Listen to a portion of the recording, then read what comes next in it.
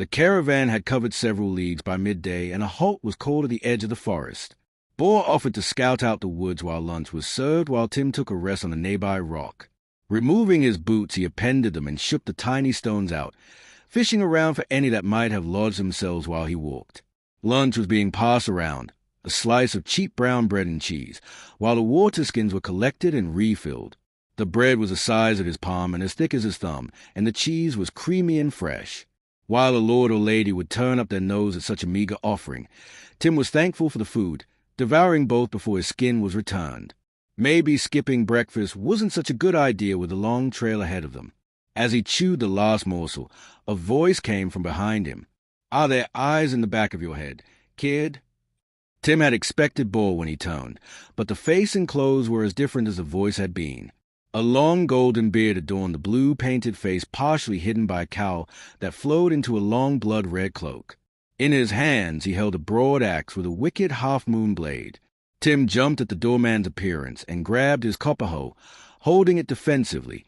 "Stupid kid, if I wanted to, you would already be dead." "Baugh will be back any minute now," Tim replied, uncertain what else to do. "Baugh," the painted man repeated. "Why would I care when Baugh returns?" "The farmer mistook you for a bandit, Dalen." The wagon master's voice came from behind, making Tim jump again. "Farmer," Dalen scoffed. "I can smell the blood on his weapon." "It's a hoe, nothing more than a tool." Tim objected. "So is a sword or an axe or a hammer," Dalen replied with a smirk. "It becomes a weapon when used to kill." "Stop scaring the kid. He killed a bandit yesterday and hasn't come to terms with it just yet." Dalen eyed Tim even more, examining him like an insect as the wagon master told the story. Tim wanted nothing more than to slip away, but the jade-green eyes of Dalen held him in place just as firmly as a wall against his back would have. After the wagon master finished, Dalen let out a long sigh and shook his head, annoyed. "The least you can do for stealing our prey is offer us a meal, Lucian." "I'll do you one better, old friend. Take a ride on the wagons on your way back to town. And watch your ass in the meantime." Dalen chuckled.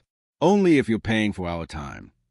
Tim felt confused and afraid as the wagon master and the painted man headed to the wagons, while several other red-robed men seemed to melt out of the trees to follow. They were near silent as they walked, every movement measured and no effort wasted. These were dangerous men, and though their leader seemed cordial with the wagon master, Tim hoped that Baugh would return soon. // Baugh seemed worried when Tim ran up to him. He listened intently to Tim's description of the dangerous men that had been invited into the caravan. The red cloaks and blue paint on their faces seemed to hold his attention the most. When Tim finished telling the story, Baugh asked for more detail before nodding in acceptance. "I see, and they gave you quite a shock. Well then, there's only one thing to do about it." Baugh walked toward the caravan, which seemed ready to move on, and Tim followed in his wake, convinced that the warrior would take charge of the situation.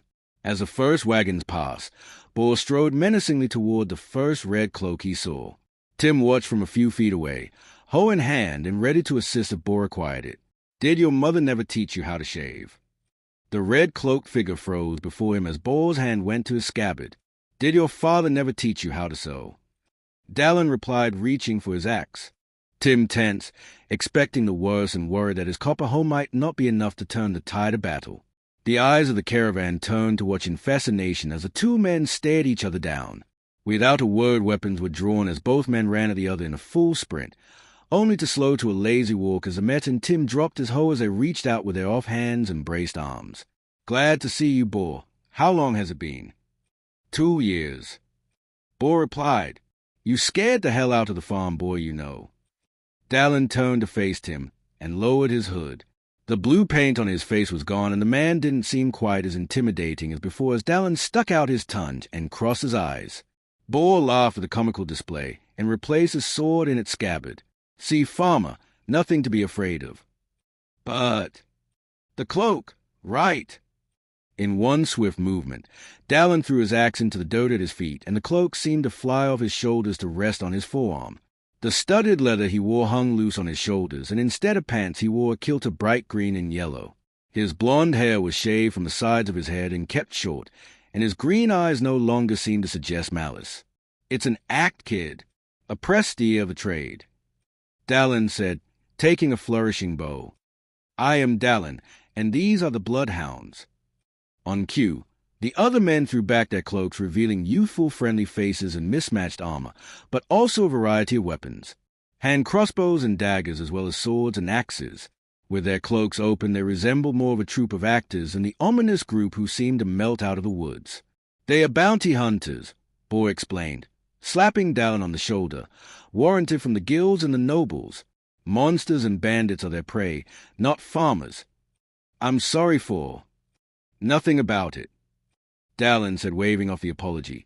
The red cloak plays a part in the intimidation, and I shouldn't have kept up the act. And the pain? Tim asked. You mean the woad? Dalen corrected. It's a gift from my god that heightens my senses. All of us use it when we are hunting. Tim, take point on the caravan.